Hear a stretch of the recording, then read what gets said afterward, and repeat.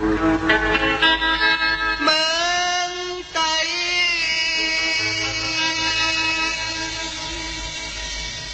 mương Tây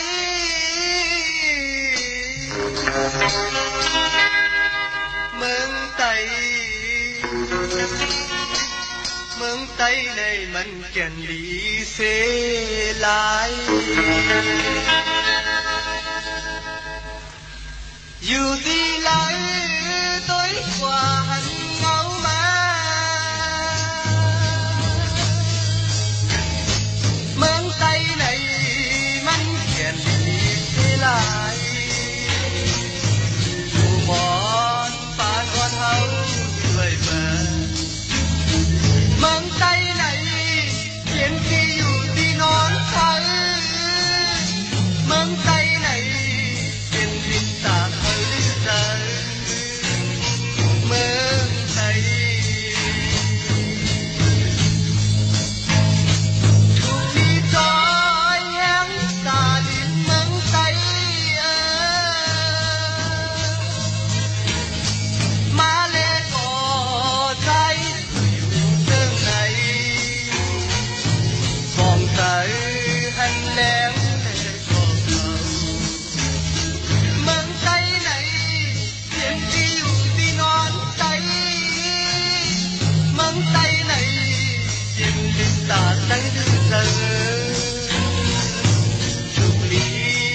coi hén nhau rồi từ yêu thương này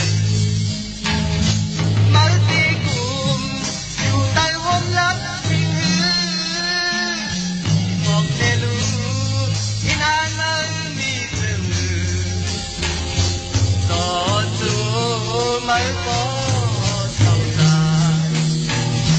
mới đi bồi âu quên má hết buồn hư anh nên có anh cứ đón lui vừa nè có chỗ mới có sầu dài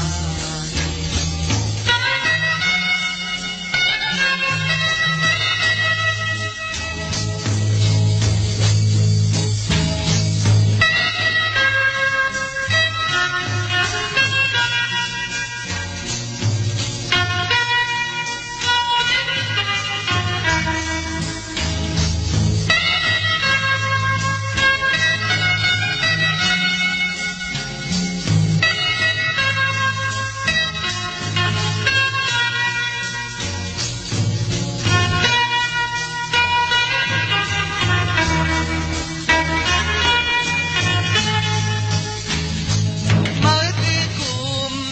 dù tới hôm lắm tình hư anh nên có anh cứ đón lui vừa nè